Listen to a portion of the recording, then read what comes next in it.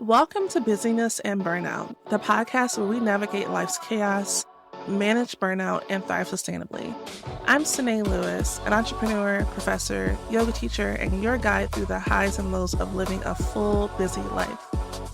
I'm not here to tell you I've got it all figured out. I'll share real stories, practical tools, and candid conversations to help us all find balance together. Because life is busy, burnout is real, and thriving takes intention. If you're ready to redefine busyness and to build a life you love, hit follow now and let's get started.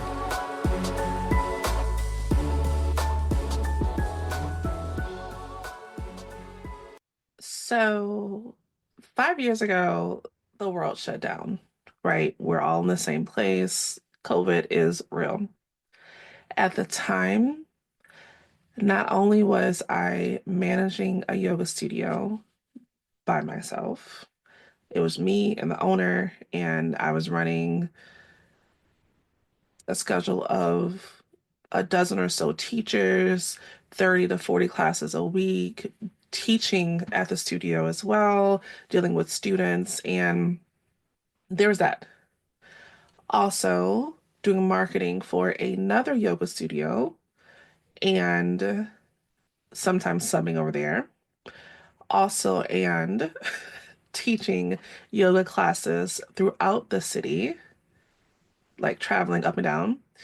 Also, and running my own business with clients. Also, and trying to have a social life and everything else. The day the world shut down, my stress level was so high. Now, mind you, I love everything I did. I'm really big on being passionate about, what you do, right? And so the day the world shut down, I was so stressed out and overwhelmed and doing all the things and busy, busy, busy, and doing all the things, I developed tinnitus in my ear. In my ear. It is not going away. I didn't realize how burnt out I was until, and even with that, even ignored the tinnitus. But I didn't realize how burned out I was because I was also helping out and volunteering with one of my organizations and supporting through mentorship. After having to move the whole studio that I was managing from virtual to online in 3 days, it's so crazy to think about it now, like doing the most. In 3 days, working with the studio that I was doing marketing for, helping them move to be virtual and now running their video system, trying to make sure my clients were good and my business was not going to fail. I had an anxiety attack.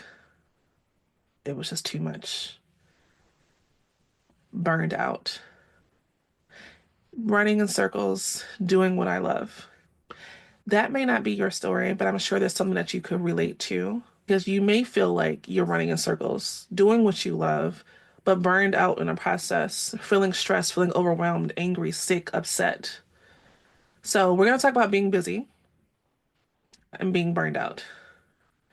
How do you do life while managing burnout and stress, especially in today's environment? Because it takes nothing to look at the news or open socials to see how crazy the world is today. Crazy. So today's episode, our very first episode, we're going to share with you what burnout really looks like, right? How to recognize it in your own life, how I've dealt with it, how you could deal with it. And we'll talk about challenges, right? Because it's always challenge, and that's just life. And how, as creative entrepreneurs, whether you are full-time, part-time, dabble on the side, you're juggling multiple things into your passions, how the busyness of it all leads to burnout. And believe me, I fully support the a busy life. I believe you can do all the things and be successful in all the things, but there's strategies and systems and ways to manage it sustainably. And we'll talk about that down the line. But first, you don't know me, and that's fine. I'll tell you a little bit about myself. I I know my mom is probably listening to this, so hey mom, she knows me. I'm Sydnea Lewis. I'm originally from New Orleans, Louisiana. I do not have an accent, so we'll just get that out right there. Born and raised, no accent is cool. But I currently live in DC, the hotspot of busy, and I have been in a creative space, creative entrepreneur for almost 15 years now, juggling everything. Everything I love, but still nonetheless juggling all the things. And while having burnout come up time and time again in different forms, because it's been different forms. So, what are all the things for me? Right. So, I mentioned clients. I am a brand and web strategist. I help businesses and nonprofits, all of them, clarify their message through visuals, usually websites, which means large projects, very time consuming. I'm a yoga teacher. I no longer manage studios, but I am a professor.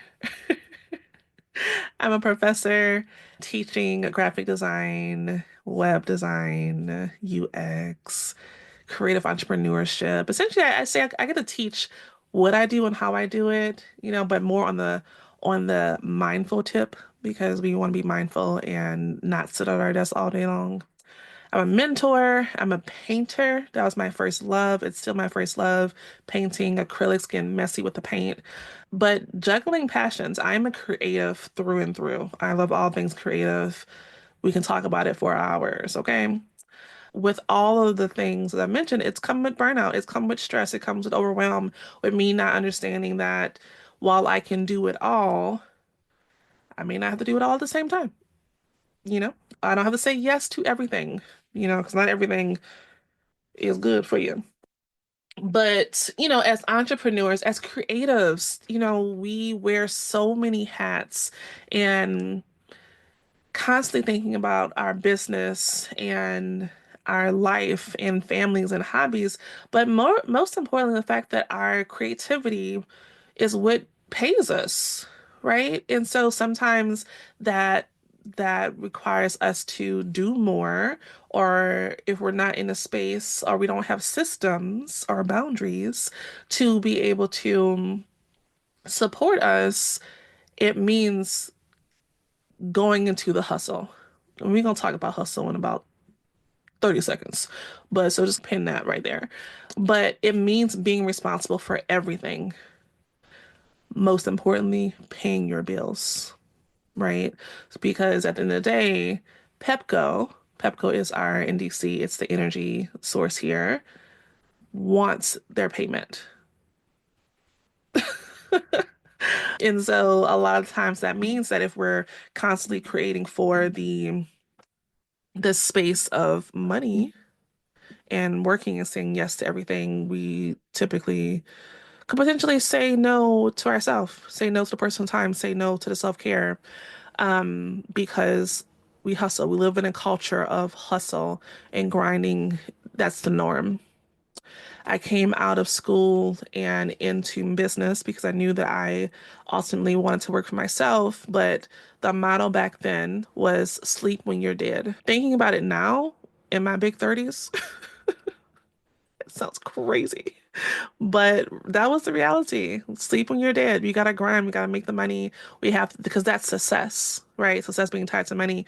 But feeling drained because I'm kind of constantly like on a wheel trying to do more and more and more and more. But for what? Right? And it's easy to get swept up in the idea because other people are doing it. But as my mama used to say, just because other people are doing it, would you jump off the bridge? I know you might say yes, but the answer is no. Don't jump off the bridge, y'all. Is working 24/7 sustainable? Is it healthy? Ultimately, your body is your temple. We only get one body. And if we spend the majority of our time pushing it to so far that it breaks down, if it breaks down, you can't work anyway. So now you just stuck up a creek without a paddle. What you gonna do? It does not serve you to work yourself to the ground. It's counterproductive. Hustle culture pushes us to go nonstop, feeling overwhelmed and exhausted, but you need the support. You know, going means you have to have the right people around you. You have to have the system set up in place. And we will talk about systems. Love a good system. But busyness in the traditional sense of the word can definitely lead to burnout, right? And I'll be the first to admit, like I said, I love being busy.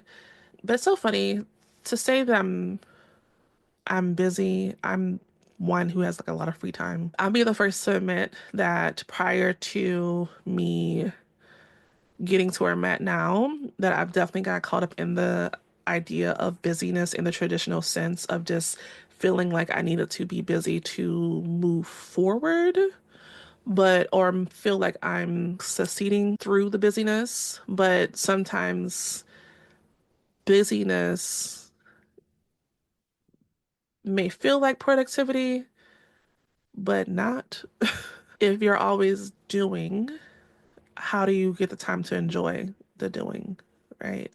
This is where the burnout starts to creep in because if I am in a space where I'm constantly going, but never stop, eventually the body gonna stop for you.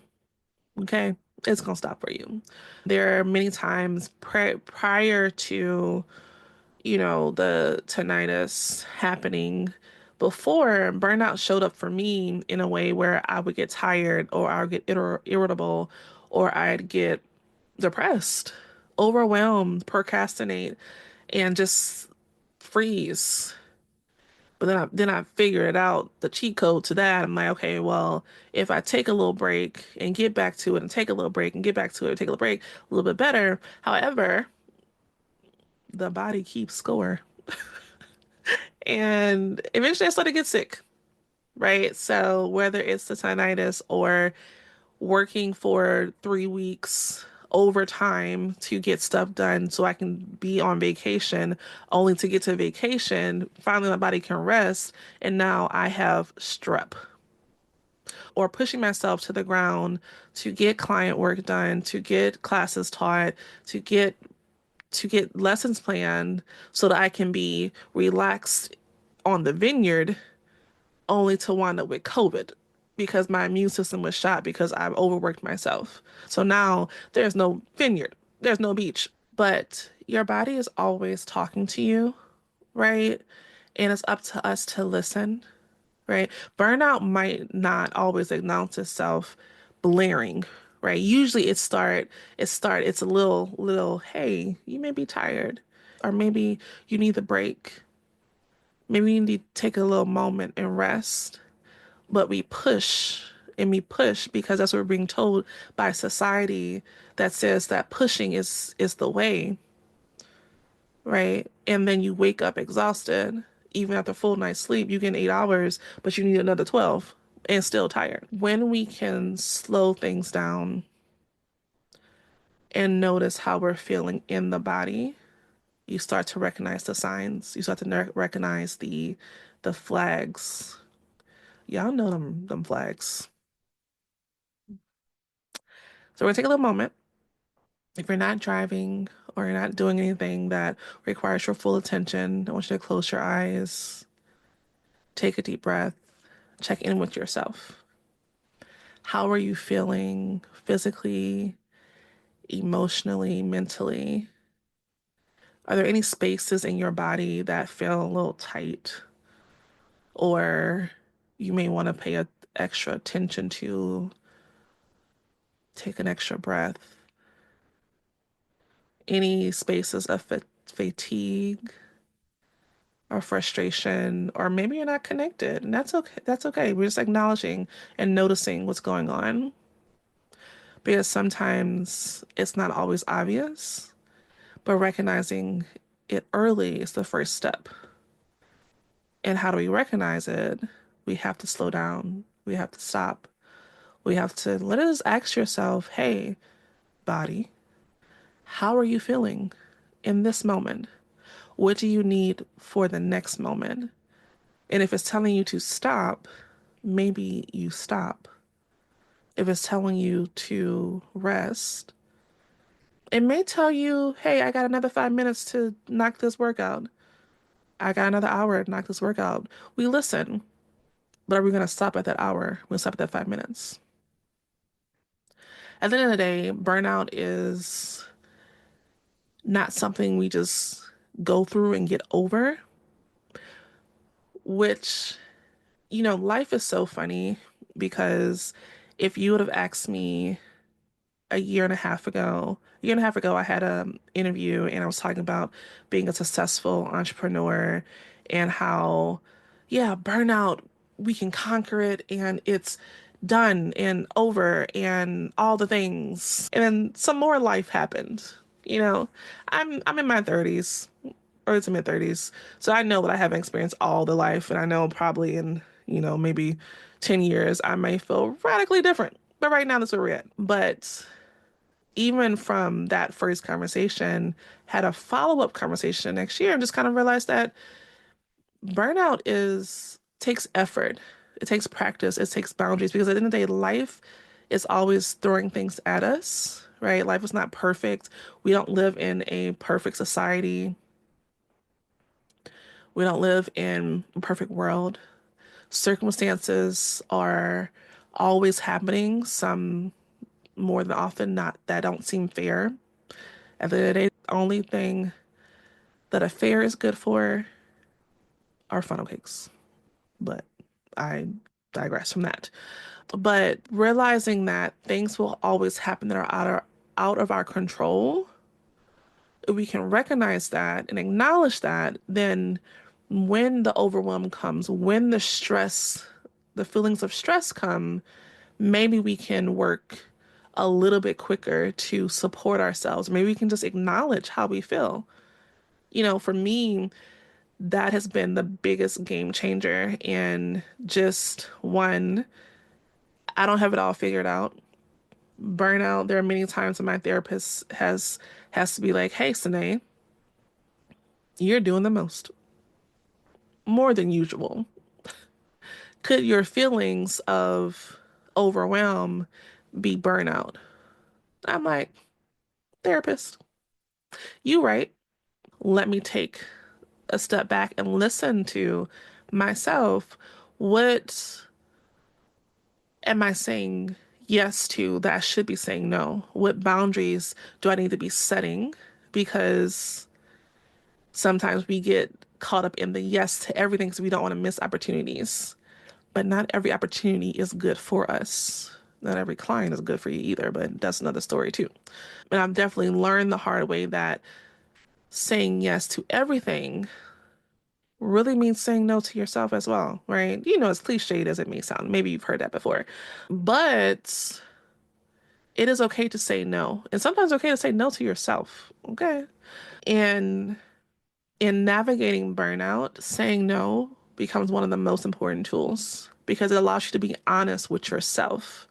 If you can't be honest with anybody else, be honest with ourselves about what we can actually have on our plate, what we want to do. So a lot of times we say yes to things we don't want to do. Why?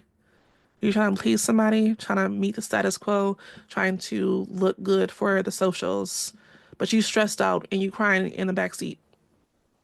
Okay. And all that really means, taking care of yourself. Self-care, hot topic word. I know, I know, I know. Not a luxury. It's a necessity. Like it means if you say you're gonna be off, take the weekends off, schedule a me time. The work will always be there. You'll be surprised to find out the work will always be there. You will not. So how do you take care of yourself so that you can be there a little bit longer? And not only physically, but mentally, emotionally, how do you show up for your work, your clients? If you have clients, how do you show up for your family, your friends? We hear the cliched at this point phrase of you can't pour from an empty cup. Your self-care fills that cup up. And then what systems we'll talk about throughout this podcast. We'll definitely talk about systems. I love systems, because they really do support you rather than trying to juggle everything. Because again, you can do all the things. I do all the things. I fully love everything I do. I can't, sometimes when I get that moment of overwhelm, the other first notes of it, I think, oh, Lord, why couldn't I just be someone who'd be happy with a job or doing one thing? And then I remember that's not me, right? Everything I do serves purpose, and I've learned how to support myself so that it doesn't drive me crazy because we don't want that.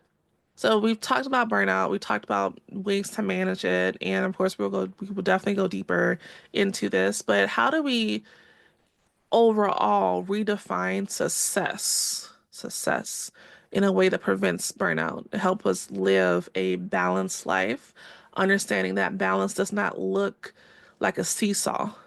It does not look like a seesaw. It looks like a wheel, a pizza, really, pizza pie. We'll talk about that.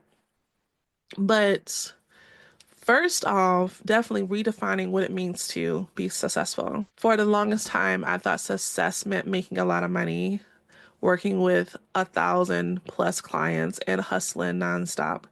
Like I said, we sleep when we die. But now success looks different. Success looks like time freedom. Success looks like doing work that aligns with my values, creating space for my passions, being able to be creative, be able to make money being creative, but also have my passion paint, right? Enjoying life without feeling like I'm behind because where you are is where you are and where you are is perfect. And redefining it, game changer. And I can't tell you what success looks like for you, right?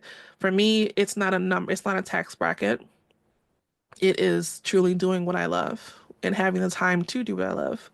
For you, it may be a tax bracket, right? But the idea here, the goal is how do you get to that tax bracket in a way that once you're there, you're not miserable? Because think about all the number of successful people who commit suicide, who are miserable, who are unhappy, but posting on socials as if it's not a care in the world.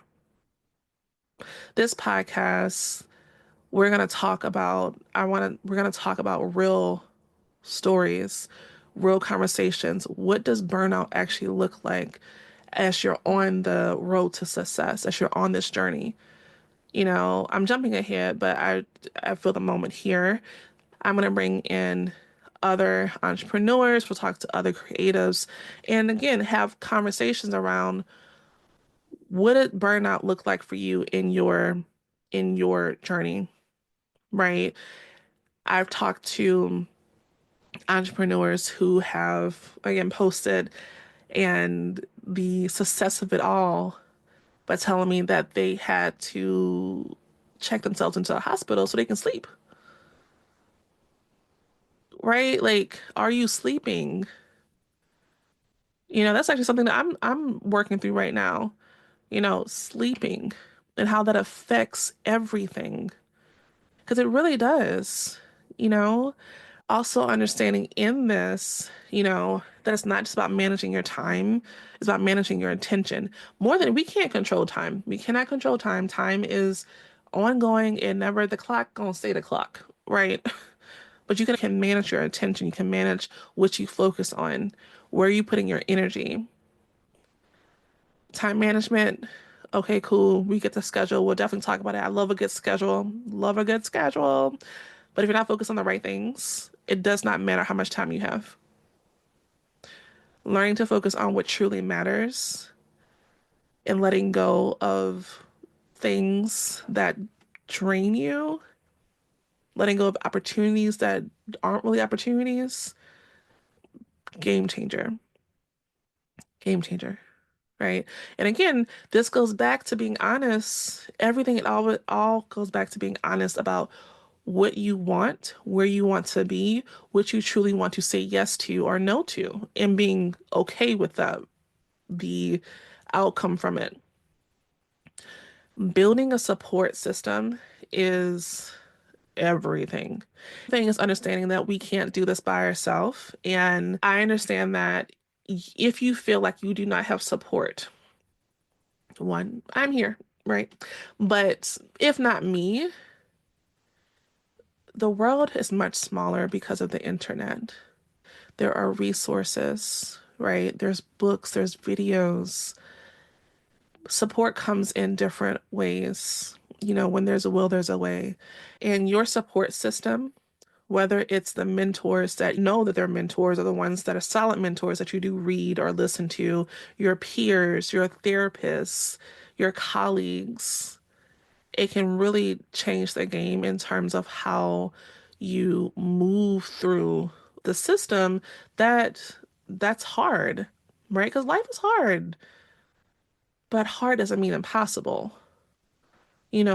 Community, find that community. And again, I think everything about the world being smaller, the internet, while there's a lot of negativity on the internet, there's a lot of positivity, right? There are the groups, there are the support systems. It just takes a little bit of effort to go find them, you know. But all of this, whether it's first understanding and recognizing what burnout is in your body, learning how to manage it, and understanding what success means for you. Welcome to Busyness and Burnout. This is just a conversation. I'm glad that you're here, you listened this far. Thank you so much for tuning in. I'm excited to have you part of my little corner of the internet. I hope today's episode gave you some insights, things to think about until we meet again in future episodes. I'll be sharing more tips, strategies, real stories, and even, like I said, bringing in other creatives to talk about, what they're up to. Because I have my own perspective, I have my own ideas, but I like to, even with my university students, I like to share not just my thoughts. So we'll get some different opinions. We love a good different opinion. We'll definitely talk about healthy boundaries and support systems. Next episode, we're going to talk about time management. Anybody who knows me knows I love a good time management, but understanding that it's not the time management, it's the attention. Where are we focusing on? Not just a schedule, but what are we doing with it? Love it. Before you go, be sure to hit the subscribe button and so you don't miss the next episode. If you love what you heard, please leave a review. It helps with others find the podcast. Want to connect, follow me on Instagram. Check out my website. There's resources there. All that will be linked in the show notes. And let's build a community and we can thrive because we got this. We got this, right? See you next time.